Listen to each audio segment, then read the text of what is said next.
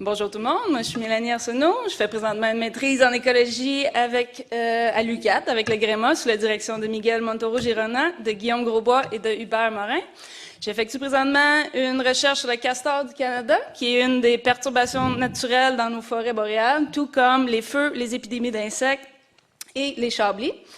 On en connaît beaucoup sur l'alimentation et le comportement du castor, mais encore trop peu sur sa dynamique d'occupation du territoire, et c'est sur ce sujet que ma recherche repose.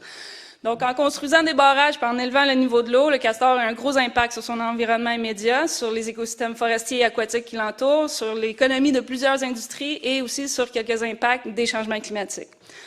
Un de ces impacts-là, c'est les forêts de feuillus, qui est la bouffe préférée des castors, sont attendues de migrer de plus en plus vers le nord au fil des années. Et qui dit plus de feuillus dans nos régions, dit probablement une augmentation des populations de castors et donc une augmentation des conflits avec les activités ou les infrastructures humaines, comme par exemple les routes et des ponceaux inondés. Alors, développer nos connaissances sur les critères de sélection d'habitat par le castor peut nous aider à prévenir et à réduire ce genre de dommages-là. Nos objectifs de recherche, c'est d'étudier l'occupation du territoire sur une échelle de temps, sur une échelle spatiale, mais aussi d'évaluer le rôle de la diète dans cette dynamique-là.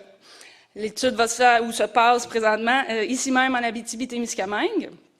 Pour ce faire, nous avons collecté des tissus provenant d'une centaine de carcasses récupérées auprès d'une douzaine de trappeurs dans la région.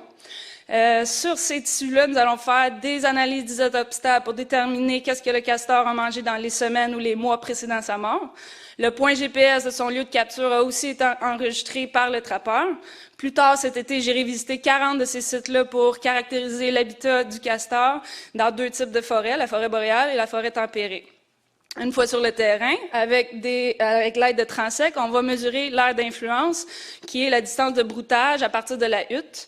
On va aussi évaluer la qualité des ressources qui sont disponibles avec une méthode, entre autres, d'agroécologie qui consiste à compter les cernes annuelles des taillis qui sont présents sur le territoire qui résultent du broutage par le castor. Cela devrait peut-être nous révéler, sur une échelle de temps, un patron d'utilisation ou d'alternance des huttes qui sont présentes.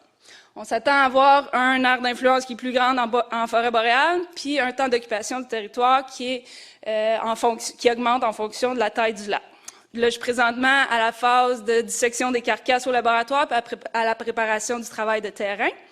Et puis, en finissant, on espère que les résultats de cette recherche pourront contribuer à une amélioration des plans forestiers écosystémiques, puis une meilleure cohabitation avec cet ingénieur d'écosystème qui est très important pour la diversité dans nos forêts. Merci beaucoup pour votre écoute.